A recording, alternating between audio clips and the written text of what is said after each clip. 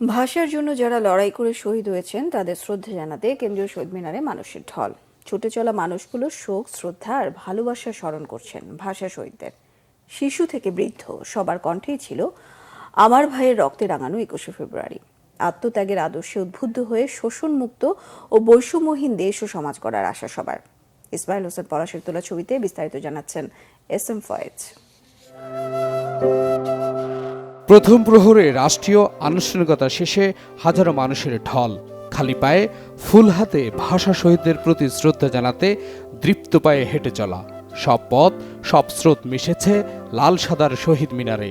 ভাষা নিয়ে 1952 সালে নিজের নিজের জীবন দিয়েছে। ফুল দিতে এসেছি শহীদ মিনারে। মন থেকে সম্মান জানানোর উদ্দেশ্যে নিয়ে আসে, আর বাচ্চারা খুব উৎসাহ নিয়ে এই যে রাত জেগে আসে। ভাষা শহীদদের প্রতি শ্রদ্ধা জানাতে আসে বৈষম্য বিরোধী ছাত্র আন্দোলন। বলেন, ছাত্র জনতা ঐক্যবদ্ধভাবে গড়বে আগামীর বাংলাদেশ। আমাদের যারা সংগ্রামীরা ছিল তাদের ধারাবাহিকতায় কিন্তু আজকে 24শে গণঅভ্যুত্থানটি হয়েছে। 1952 সালে যে ভাষা আন্দোলন, সেই ভাষা আন্দোলনের মধ্য দিয়ে যে মাতৃভাষার অধিকার আমরা প্রতিষ্ঠা করেছি, সেটা কিন্তু এখনো পর্যন্ত রাষ্ট্রীয়ভাবে ভয় প্রতিষ্ঠা পায়নি। শ্রদ্ধা জানান জাতীয় নাগরিক কমিটি। বলেন, 47 থেকে 52, 71 থেকে 24 একই সূত্রে গাথা।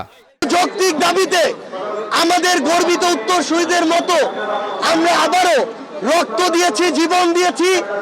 আমরা স্বৈরাচারকে বাংলাদেশ থেকে উৎখাত করেছি। 24-এর অভ্যুত্থানের স্পিরিটকে ধারণ করে 52-71 দ্বারা উজ্জীবিত হয়ে আগামীর বাংলাদেশ তরুণ প্রজন্মের নেতৃত্বে ছাত্র জনতা ঐক্যবদ্ধভাবে গড়বে। এটাই হচ্ছে আজকে আমাদের শপথ। প্রত্যেকটা আন্দোলন, প্রত্যেকটা সংগ্রামের যে আকাঙ্ক্ষা, সেই আকাঙ্ক্ষার বাংলাদেশ বিনির্মাণে আমরা সকলে কাঁধে কাঁধ মিলে কাজ করে যাব। বাংলাদেশে কোনো হানাহানি মারামারি থাকবে না। আমরা আশঙ্কা দেখতে পাচ্ছি গত 53 বছরে ভাষা ইনস্টিটিউট থেকে শুরু করে সবগুলো ভাষার যতগুলো প্রতিষ্ঠান রয়েছে এগুলোকে ক্রিপল করে বা পঙ্গু করে রাখা হয়েছে। ভাষা শহীদদের প্রতি শ্রদ্ধা জানায় জাতীয়তাবাদী ছাত্রদল। এ সময় ছাত্রদলের সাধারণ সম্পাদক নাসির উদ্দিন নাসির বলেন, শিক্ষার্থীরা ছাত্র শিবিরের বিপক্ষে কথা বলতে ভয় পায়। বাংলাদেশের শিক্ষার্থীরা এখন শিবিরের বিপক্ষে কথা বলতে ভীত সন্ত্রস্ত হচ্ছে যে কখন না জানি শিবিরের সন্ত্রাসীরা শিক্ষার্থীদের রগ কেটে দেয়। আমরা মনে করছি যে মহান শহীদ দিবস এবং আন্তর্জাতিক মাতৃভাষা দিবস এ যে একটি মুক্ত মনের আবহ থাকবে, সকল মানুষ তার মতামত প্রকাশ করতে পারবে, সেটি যেন কোনোভাবে বাধাগ্রস্ত না হয়। বিভিন্ন রাজনৈতিক, সামাজিক, সাংস্কৃতিক সংগঠনের কর্মীরা এসেছেন দল বেঁধে। দলমত নির্বিশেষে চাওয়া এক সম্প্রীতির বাংলাদেশ। এখানে আরো ভালো ক্রাউড হইতো, গণতন্ত্র থাকতো, নির্বাচী সরকার থাকতো।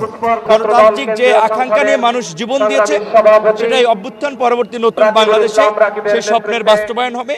নাশকতা এড়াতে কড়া নিরাপত্তার বলয় তৈরি করা হয় শহীদ মিনার এলাকায়। পলাশীর মোড় থেকে শুরু করে আমাদের একেবারে দোয়েল চত্বর পর্যন্ত আমরা পুরোটাই কিন্তু এদিকে শহীদ মিনার এবং ওইদিকে TSC পর্যন্ত পুরোটা অংশ কিন্তু আমাদের একেবারে CC ক্যামেরা দ্বারা নিয়ন্ত্রিত এবং প্রত্যেকটা জায়গায় আমাদের কয়েক স্তরের নিরাপত্তা আছে। সামাজিক আর রাষ্ট্রীয় জীবনে বাংলা ভাষা থাকবে সগৌরবে, এমনটাই আশা শ্রদ্ধা জানাতে আসা মানুষদের। SM Foyez, Bangla Vision, Dhaka.